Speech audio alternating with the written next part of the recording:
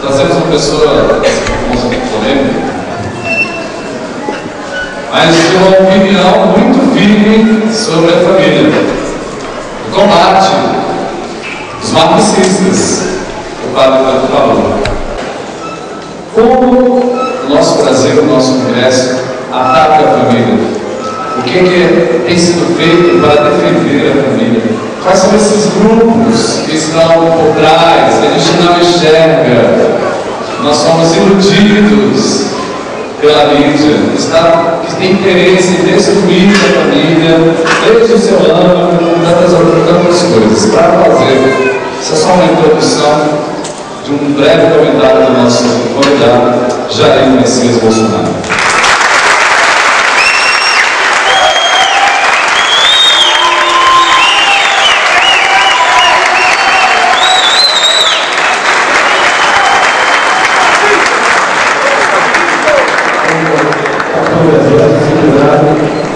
Eu pedi permissão ao padre Ricardo para falar o que eu deveria falar nesse vídeo, porque depois dele fica difícil. Eu estava pensando aqui, padre, não o que falar, mas como falar. Na Câmara eu tenho um palco onde se encontra todo tipo de gente. E gente que, inclusive, nós combatemos as suas ideias. Aqui não. Aqui todos, uma meta. A meta traçada no diálogo, agora há pouco, proferido pelo padre Ricardo. Se me permite entrar um pouco na pilha do padre, eu lembro que outro dia um cara falou para mim: quando o homem está cansado de ser feliz, o que ele faz? Para ser mais feliz ainda, arranja uma mulher e casa-se com ela. A família, realmente, eu despontei para esse assunto sem querer.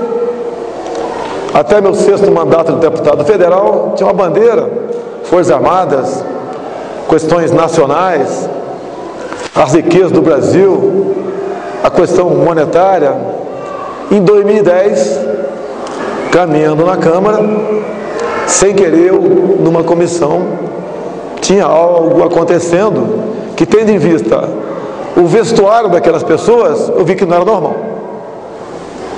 E então, descobrimos ali o plano do governo, mais um, de atacar a família.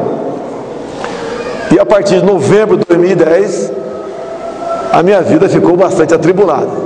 Respondi dezenas de processos por, segundo eles, não estar defendendo a família ou as crianças na escola, mas por estar atacando não o comportamento, que eu acho que é, mas algo que eles alegavam que nasceram daquela forma. E descobrimos ali uma cartilha. Eu não quero falar o nome aqui, o pessoal deve saber qual é o nome dessa cartilha, um kit. Mas o grande problema, padre Ricardo, não é mostrar para mim ou para o senhor essa cartilha. Se quiser mostrar para mim, não tem problema nenhum. Mas se alguém mostrar para o senhor, mostrou. O senhor não é cego. O problema é emboscar criancinhas na escola a partir de 6 anos de idade, como se aquele comportamento fosse normal. Algumas coisas eu consegui botar na televisão. Me submeti a programas de televisão que pouca gente assiste. Me orientavam a não ir a esses programas. Mas era o único programa que eu tinha a chance, ao ser atacado, também mostrar a realidade. Eu não vou voltar aqui à queda do Império Romano. O padre foi até lá. Eu não vou falar da Revolução Tardia Industrial Brasileira. Mas uma indústria produz alguma coisa. É carro, é geladeira, telefone. O que o Congresso produz? Na teoria, tem que produzir felicidade. Se nós não podemos ser felizes, que pelo menos não produzam infelicidade. Eu sou pai. Tenho 4 homens e na quinta eu dei uma relaxada e vi uma menina. Um filho segue um pai, ou segue a mãe. Tem um exemplo para ser seguido. E nós pais e nós mães queremos que nossos filhos sejam melhores do que nós. E temos orgulho pelo que eles aprendem para ser úteis no futuro. E não eventuais comportamentos que eu não tenho nada a ver com isso. O material didático, em Brasília está apinhado disso, eu faço agora, eu dou uma de Padre Ricardo aqui agora. Vocês pais, vocês mães, estão vendo o material escolar dos seus filhos? Viram o livro de história dele? A questão ideológica, a questão homoafetiva, os valores cada vez mais desgastados. Se ensina o moleque a acusar alguém pelo seu insucesso e não ele próprio. E desculpa aqui, padre, outro dia falando, né, nós não devemos procurar o segredo de Deus, a gente fica maluco. Mas geralmente nós lembramos do quê? Das coisas ruins. Aquela pessoa que te faz carinho o ano todo, você esquece dela, mas não vai esquecer quem te deu um piparote, ou um cascudo, ou uma bronca. E eu lembro, padre, eu era garoto, eu sou um jovem, eu sou mais jovem que Vossa Excelência, porque eu acabei de entrar na terceira idade, acabei de fazer 60 anos, então eu sou um jovem de 8 anos de idade. Lá em Louvado Ribeira, na cidade de Ribeira, era comum nas casas de famílias ter um grande quadro na sala, Deus de braços abertos, dizendo: vinde a mim as criancinhas. Eu lembro uma vez que eu estava em cima, nós juntamos, eu e meu irmão mais velho, mais a molecada, juntamos várias mesas, que era comum, mesa de madeira, e nós estávamos brincando de carrinhos, como nós fôssemos carrinho em cima da mesa. Brrr, brrr. Meu pai chegou, mas deu um pé do vidro em mim e falou: aí é o local onde se come o pão e vela o corpo. Eu confesso que eu não sabia o que era aquilo, mas nunca mais subi numa mesa. A vara da infância e da juventude do meu pai era uma pau de goiabeira. O Estatuto da Criança e do Adolescente tinha 5 artigos, pronto para ser usado em qualquer momento. Minha mãe teve 7 filhos, 6 vivos, nenhum se desvirtua. Mas hoje, o que fazem com nossos filhos? Quando se fala em homossexualismo, que está na moda, se alguém resolve ser homossexual, a família que administre. Agora, um pai, uma mãe, não quer encontrar seu filho homem de 6 anos, brincando de boneca em casa, por influência da escola. E não há o respeito hoje em dia com aquilo que é de mais sagrado numa família, que é o filho. Quem vai dizer aqui, depois que nasceu um filho, ele passou a dar mais atenção para o filho do que para a esposa, do que para o esposo? O filho é algo sagrado.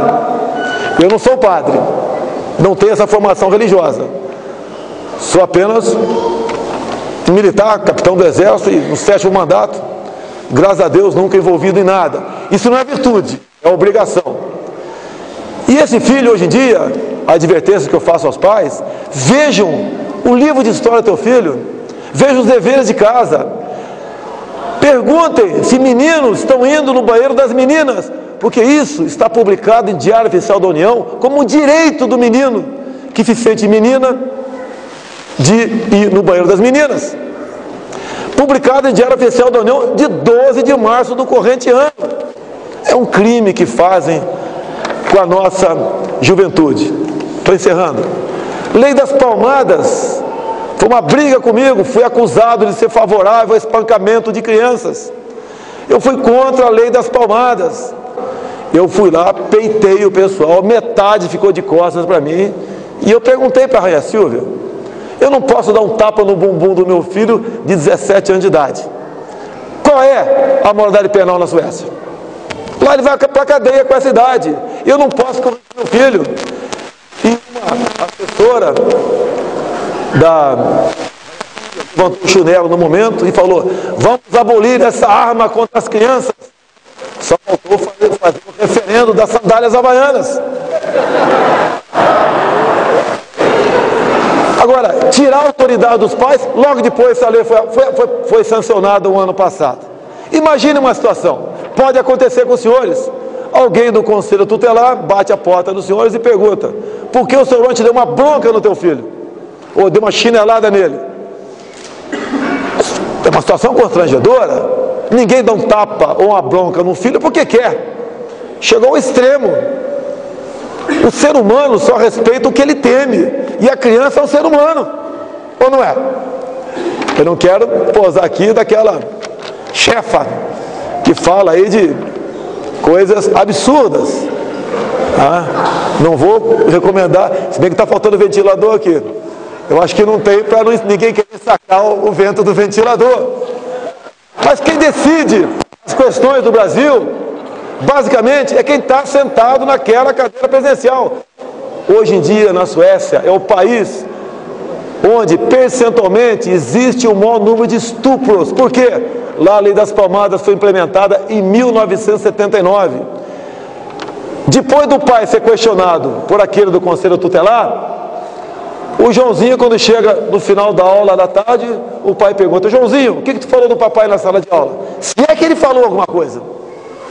O problema, querem tirar a autoridade dos pais perante os filhos. Não é porque uma minoria insignificante, infelizmente, comete absurdos com os seus filhos, vão proibir todo mundo de dar um tapa no bumbum do filho. E a pena, padre, no começo era afastamento do lar. Ou seja, eu saio do lar, alguém do conselho tutelar vai lá na minha casa, que eu não posso ir na minha casa mais, aconselhar a minha esposa como tem que ser tratado o meu filho. Ou alguém, né, do conselho tutelar afasta a minha esposa,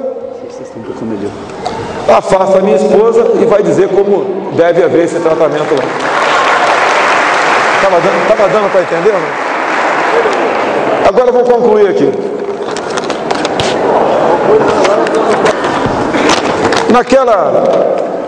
Naquela comissão da Câmara que eu descobri aquelas pessoas com uma roupa anormal para estar na Câmara, que quando um de vocês vai falar com o juiz, não vai de bermuda.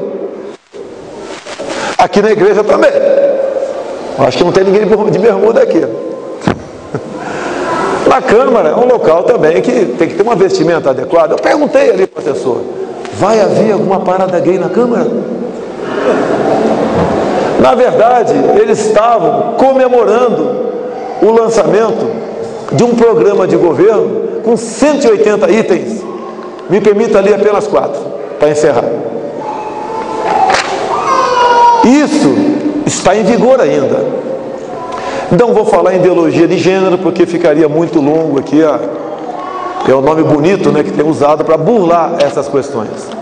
Um dos itens: distribuição de livros para bibliotecas escolares com a temática diversidade sexual para o público infanto-juvenil, ou seja, para crianças até 10 anos de idade.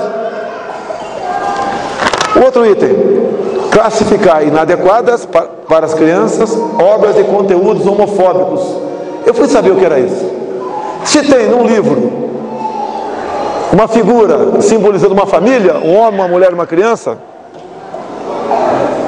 um homem, uma mulher e uma criança, tinha que também ter 2 homens e uma criança, e 2 mulheres e uma criança. E o governo fechou a questão. A editora que porventura não botar isso, eu não compro seu livro. O terceiro item, esse é grave também: reconhecer todas as configurações. Reconhecer todas as configurações familiares protagonizadas por lésbicas, gays, bissexuais e travestis, com base na desconstrução da heteronormatividade. Ou seja, mostrar para a molecada que o hétero, um homem e uma mulher, estão errados. E terminando aqui, o que é mais grave, que vocês podem daqui a pouco ter dentro da casa de vocês, que a televisão está dentro da casa de todo mundo. Campanha nacional de sexo seguro para adolescentes LGBT usando personagens adolescentes.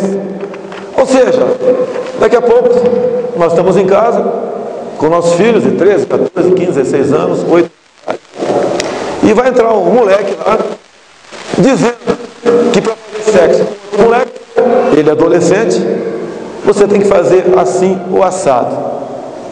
Isso é o fim do mundo. Agora, por que o ataque na família?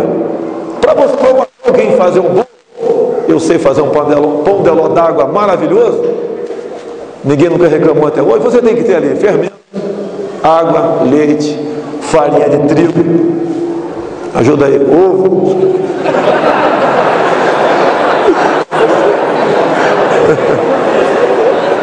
E para você ter uma sociedade completamente indefesa, sem qualquer capacidade de reação, entre outras coisas, como desarmamento, descrédito nas autoridades, descrédito nas instituições cristãs. Quando acontece um problema com o padre, com o pastor, o mundo vem abaixo. Não precisamos ir tão longe. O presidente do Paraguai, que depois que chegou à presidência, apareceu um montão de filho para ele. Mas acontece, no meio militar tem problemas, mas não podemos generalizar. E uma outra questão, entre outras, né, é solapar dos valores familiares. É mostrar que a família não é nada. Eu entendo a família como um porto seguro.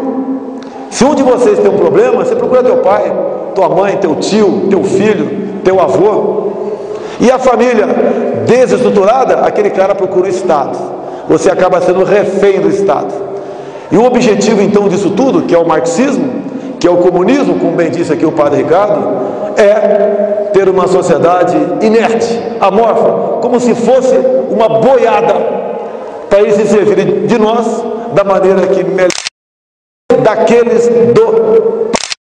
Encerrando, eu quero agradecer a todos, eu falaria aqui algumas horas, agradecer a atenção dos senhores, fico muito honrado de estar aqui, nesse ambiente com vocês, nesse local onde nós pensamos em nossa alma. Agradecer o padre Ricardo pela oportunidade, ao padre Odair também, pelo convite, okay? Dizer que estou à disposição dos senhores na Câmara, e sou apenas uma pessoa tão normal quanto vocês, que Deus me deu a oportunidade de estar nessa função que agora estou, e quem sabe outras no futuro, para que nós possamos de vez afastarmos a possibilidade de perdermos algo mais importante da nossa vida, que é a nossa liberdade.